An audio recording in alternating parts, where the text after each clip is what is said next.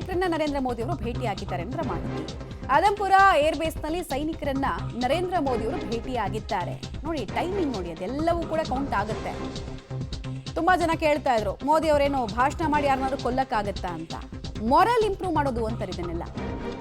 ಯುದ್ಧದ ಸಂದರ್ಭದಲ್ಲಿ ಸೈನಿಕರ ಶೌರ್ಯ ಪರಾಕ್ರಮ ಎಂಥದ್ದು ಅನ್ನೋದು ನಮಗೆ ಗೊತ್ತಿದೆ. ಅದನ್ನ ಹಾಗೆ ಮೊಮೆಂಟಮ್ನ ಕಾಯ್ದುಕೊಳ್ಳಿ ಅನ್ನೋದಕ್ಕೆ ಆಗಾಗ ಕೆಲ ಹೆಜ್ಜೆಗಳನ್ನ ನಾಯಕರು ಅಂತ ಅನ್ಸ್ಕೊಂಡವ್ರು ಮಾಡಬೇಕಾಗತ್ತೆ.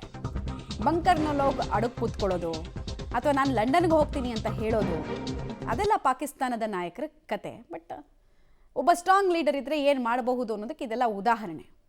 ನೋಡಿ, ನರೇಂದ್ರ ಮೋದಿ ಅವರು ಸೈನಿಕರನ್ನ ಭೇಟಿಯಾಗಿದ್ದಾರೆ, ಮಾತಾಡಿದ್ದಾರೆ, ಹಲವು ವಿಚಾರಗಳನ್ನು ಅಲ್ಲೂ ಕೂಡ ಶೇರ್ ಮಾಡಿದ್ದಾರೆ ಅನ್ನೋದು ಗೊತ್ತಾಗ್ತಾ ಇದೆ. ಈ ಫೋಟೋ ಸೇನೆ ಹಂಚಿಕೊಂಡಿದೆ.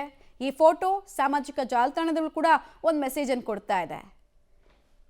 ನೀವು ಒಪ್ಪಿದ್ರೆ ಒಪ್ಪಿ ಬಿಡಿ, ಆದರೆ ಲಾಸ್ಟ್ ಒಂದು 20-30 ವರ್ಷದ ಇತಿಹಾಸದಲ್ಲಿ ನಮ್ಮ ದೇಶದ ಯಾವ ಪ್ರಧಾನಿನೂ ಕೂಡ ಈ ರೀತಿ ಹೋಗಿ, ಅದು ಇಂಥ ಟೈಮ್ನಲ್ಲಿ ಅಲ್ಲಿ ಯಾರನ್ನೂ ಭೇಟಿಯಾಗಿದ್ದು ಇಲ್ಲ.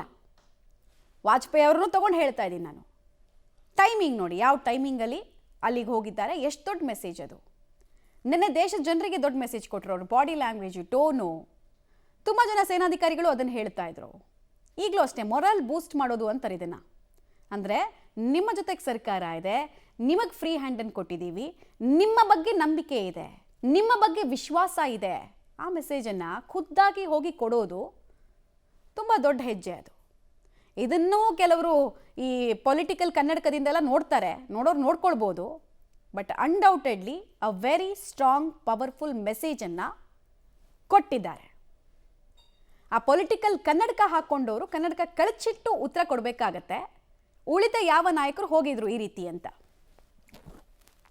ರೈಟ್ ಡೀಟೇಲ್ಸ್ ಕೊಡ್ತಾರೆ. ಶಬೀರ್, ನರೇಂದ್ರ ಮೋದಿ ಅವರು ಸೈನಿಕರನ್ನ ಹೋಗಿ ಭೇಟಿ ಆಗಿರೋದು ಮೊರಲ್ ಬೂಸ್ಟ್ ಮಾಡುವಂತಹ ವಿಚಾರ. ಅದು ಲಾಸ್ಟ್ ಒಂದು 20-30 ವರ್ಷದ ಭಾರತದ ಪಾಲಿಟಿಕ್ಸ್ನಲ್ಲಿ ನನಗೆ ಈ ಥರದೊಬ್ಬರು ಲೀಡರ್ನ ನೋಡೋದಕ್ಕೆ ಸಿಕ್ಕಿಲ್ಲ. ಅದು ಟೈಮಿಂಗ್ ನೋಡಿ, ಯಾವ ಟೈಮಿಂಗ್ನಲ್ಲಿ ಹೋಗ್ಬಿಟ್ಟು ಮಾತುಕತೆ ಆಡಿರೋದು, ಅಲ್ಲಿ ಫೋಟೋ ತೆಗೆಸ್ಕೊಂಡಿರೋದು ಅಥವಾ ಸೈನಿಕರ ಜೊತೆಗೆ ಕಾಣಿಸ್ಕೊಂಡಿರೋದು, ಟೈಮಿಂಗ್ ಅದ್ಭುತ ಅಂತ. ಹೌದು, ಖಂಡಿತವಾಗ್ಲೂ ಈ ಟೈಮಿಂಗ್ ಬಹಳಷ್ಟು ಮುಖ್ಯವಾಗುತ್ತೆ. ಮತ್ತೆ ಇಂತಹ ಸಂದರ್ಭದಲ್ಲಿ ಸೈನಿಕರ ಜೊತೆಗೆ ನಿಂತ್ಕೊಂಡು ಅವರಿಗೆ ಮಾನಸಿಕವಾಗಿ ಸ್ಥೈರ್ಯವನ್ನು ತುಂಬುವಂಥದ್ದು ಬಹಳಷ್ಟು ಮುಖ್ಯವಾಗುತ್ತೆ.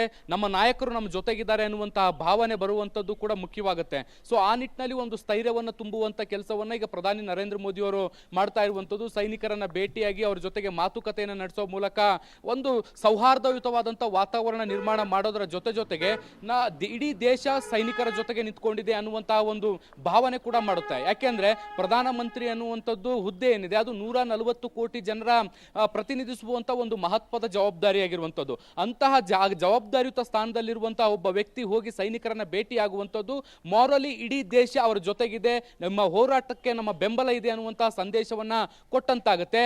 ಆ ನಿಟ್ಟಿನಲ್ಲಿ ಪ್ರಧಾನಿ ನರೇಂದ್ರ ಮೋದಿ ಅವರು ಇವತ್ತು ಹೋಗಿ ಭೇಟಿಯಾಗಿ ಅವರ ಜೊತೆಗೆ ಮಾತುಕತೆಯನ್ನು ನಡೆಸಿ ಸ್ವಲ್ಪ ಹೊತ್ತು ಸಮಯ ಕಳೆಯುವ ಮೂಲಕ ಅವರಲ್ಲಿ ಶಕ್ತಿಯನ್ನು ತುಂಬುವಂತ ಕೆಲಸವನ್ನ ಕೂಡ ಈಗ ಮೋದಿ ಅವರು ಮಾಡಿರುವಂತದ್ದು. ಅಂದಾಗೆ ಮೋದಿ ಅವರು ಸೈನಿಕರನ್ನ ಭೇಟಿ ಆಗ್ತಾ ಇರುವಂತದ್ದು ಇದೇ ಮೊದಲಲ್ಲ. ಈ ಹಿಂದೆಯೂ ಕೂಡ ಸಾಕಷ್ಟು ಬಾರಿ ಭೇಟಿಯಾಗಿದ್ದಾರೆ. ಪ್ರತಿ ದೀಪಾವಳಿಯನ್ನು ಕೂಡ ಅವರು ಸೈನಿಕರ ಜೊತೆಗೆ ಆಚರಿಸುವಂತದ್ದನ್ನ ಕೂಡ ನಾವು ಗಮನಿಸಿದ್ವಿ. ಪ್ರತಿ ವರ್ಷ ದೀಪಾವಳಿ ಸಂದರ್ಭದಲ್ಲೂ ಕೂಡ ಒಂದೊಂದು ಸೇನಾ ನೆಲೆಗಳಿಗೆ ಹೋಗಿ ಅಲ್ಲಿರುವಂತಹ ಸೈನಿಕರ ಜೊತೆಗೆ ಸಮಯವನ್ನ ಕಳೆದು ಅಲ್ಲಿ ಅವರಿಗೆ ಅವ್ರ ಜೊತೆಗೆ ಖುಷಿಯನ್ನ ಹಂಚಿಕೊಳ್ಳುವಂತ ಕೆಲಸವನ್ನ ಕೂಡ ಮಾಡ್ತಾರೆ. ನೋಡಿ, ಖುಷಿಯ ಸಂದರ್ಭದಲ್ಲೂ ಮೋದಿ ಸೈನಿಕರ ಜೊತೆಗೆ ನಿಂತ್ಕೊಂಡಿದ್ದಾರೆ.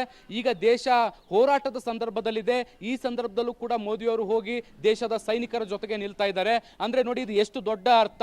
ಕಷ್ಟ ಇರಲಿ ಸುಖ ಇರಲಿ ಸೈನಿಕರ ಜೊತೆಗೆ ನಾವು ಸದಾ ಇರ್ತೀವಿ ಅನ್ನುವಂತ ಸಂದೇಶವನ್ನ ಮೋದಿ ಅವರು ಕೊಡ್ತಾ ಇದ್ದಾರೆ. ಮಮತಾ, ರೈಟ್, ಧನ್ಯವಾದ ತಮ್ಮ ಮಾಹಿತಿಗಾಗಿ ಶಬೀರ್. ನೋಡಿ, ಸದ್ಯಕ್ಕೆ ನಾವು ತೋರಿಸ್ತಾ ಇರುವಂತಹ ಫೋಟೋ ಬಹಳ ದೊಡ್ಡ ಮೆಸೇಜನ್ನು ಕೊಡ್ತಾ ಇದೆ ಅಂತ ನಾನು ಹೇಳ್ತಾ ಇದ್ದೆ ನಿಮಗೆ. ಒಂದು ಎಲ್ಲವೂ ನಾರ್ಮಲ್ ಆಗಿರೋ ಪರಿಸ್ಥಿತಿಯಲ್ಲಿ ಹೋಗಿ ಫೋಟೋ ತೆಗೆಸ್ಕೊಂಡು ಅದನ್ನು ಸೋಷಿಯಲ್ ಮೀಡಿಯಾದಲ್ಲಿ ಹಂಚ್ಕೊಳ್ಳೋದು ಬೇರೆ. ಎಲ್ಲ ನಾರ್ಮಲ್ ಆಗಿದೆ, ಎಲ್ಲರೂ ಖುಷಿಯಾಗಿದ್ದಾರೆ, ಹಬ್ಬದ ಟೈಮು ಅಂತ. ಬಟ್ ಈ ಟೈಮಲ್ಲಿ ಶತ್ರು ರಾಷ್ಟ್ರದ ನಾಯಕರು ಅಂತ ಅನ್ಸ್ಕೊಂಡವ್ರು ನಾನು ಲಂಡನ್ಗೆ ಹೋಗ್ಬಿಡ್ತೀನಿ ಏನಾದರೂ ಯುದ್ಧದ ತೀವ್ರತೆ ಕಾಣಿಸಿದ್ರೆ ಅಂತ ಹೇಳೋರು ಮಧ್ಯೆ, ಹಾಗೂ ಮುಲ್ಲಾ ಮುನೀರ್ನಂತಹ ವ್ಯಕ್ತಿಗಳು ಬಂಕರ್ಗೆ ಹೋಗಿ ಸೇರ್ಕೊಳ್ಳೋರು, ಇವರ ಮಧ್ಯೆ ನರೇಂದ್ರ ಮೋದಿ ಅವರು ಟಾಲೆಸ್ಟ್ ಆಗಿ ನಿಲ್ತಾರೆ. ಅವ್ರನ್ನ ಹೊಗಳಿ ಯಾರಿಗೂ ಏನೂ ಆಗಬೇಕಾಗಿಲ್ಲ, ಬಟ್ ವಾಟ್ ಈಸ್ ರೈಟ್ ಅದನ್ನು ಹೇಳಲೇಬೇಕು.